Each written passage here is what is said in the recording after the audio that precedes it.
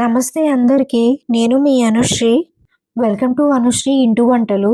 ఈరోజు మన వీడియోలో ఇంట్లో ఉండే పచ్చి కొబ్బరితో చల్లగా చేసుకుని తాగే కమ్మని కోకోనట్ మిల్క్ చూపించబోతున్నాను. ఇంట్లో ఉన్న వాటితోనే ఈ కోకోనట్ మిల్క్ షేక్ ఎలా చేస్తే బయట కెఫేలో తాగినట్టుగా చాలా కమ్మగా ఉంటుంది. సూపర్ టేస్టీగా ఉంటుంది. నేను ఫస్ట్ టైం చేసినప్పటికీ ఇంత బాగా వస్తుంది అనుకోలేదు, కానీ టేస్ట్ చేశాక చాలా బాగుంది. అందుకే మీకు కూడా షేర్ చేస్తున్నాను. ఇంట్లో పచ్చి కొబ్బరి ఎప్పుడు మిగిలినా ఇలా ట్రై చేసి చూడండి. చల్లగా తాగియొచ్చు. లేట్ చేయకుండా కోకోనట్ మిల్క్ షేక్ ఎలా చేయాలో చూద్దాం. దీనికోసం ఒక కొబ్బరికాయని తీసుకున్నాను. కొబ్బరికాయని కొట్టి కొబ్బరిని అయితే సపరేట్ చేసుకోవాలి. మిక్సీ జార్ తీసుకొని కప్పు కొబ్బరి ముక్కలు అయితే వేసుకోవాలి. ఒక కప్పు జీడిపప్పు పలుకుల్ని తీసుకోవాలి. ఈ జీడిపప్పు పలుకులు వేయడం వలన చాలా మంచి టేస్టీగా ఉంటుంది, చిక్కగా వస్తుంది కూడా. ఒక గ్లాసుడు పాలు తీసుకొని మరిగించి చల్లారిన తర్వాత 1 అవర్ ఫ్రిడ్జ్ లో పెట్టి తీసుకోవాలి. వీటిని మెత్తగా రుబ్బుకోవాలి. చాలా మెత్తగా అయితే అయింది.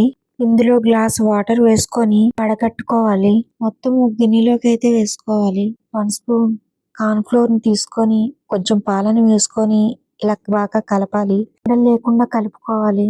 ఈ కార్న్ ఫ్లోర్ ని స్టవ్ పైన ఒక ప్యాన్ పెట్టుకొని అందులో వేసి స్టవ్ ని లో ఫ్లేమ్ లో పెట్టుకొని కలపాలి. లేదు అనుకుంటే అడుగట్టేస్తుంది. ఇప్పుడు మనం మిక్సీ పట్టుకున్న కొబ్బరి పాలను అయితే ఇందులో వేసుకోవాలి. ముద్దలా లేకుండా బాగా అయితే కలపాలి. ఈ పాలని 5 నిమిషాలు స్టవ్ పైన మరగనివ్వాలి. అలాగే టేస్ట్ కోసం ఒక కప్పు షుగర్ వేసుకోవాలి. షుగర్ కరిగేంత వరకు బాగా కలపాలి. ఫ్లేవర్ కోసం ఏదైనా ఎసెన్షియల్ ఆయిల్ వేసుకోండి. లేదు అనుకుంటే కొంచెం యాలకుల్ని పొడి చేసి కూడా వేసుకోవచ్చు, బాగుంటుంది.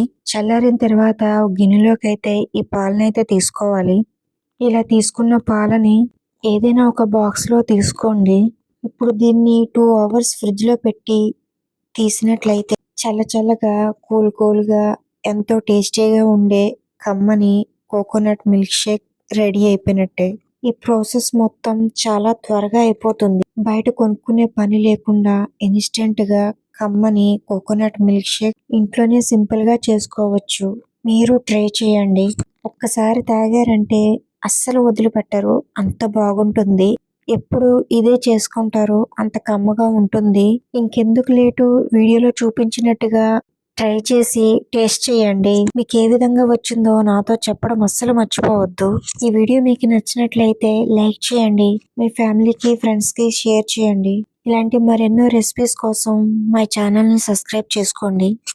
సపోర్ట్ చేయండి guys. Thank you for watching. Thank you.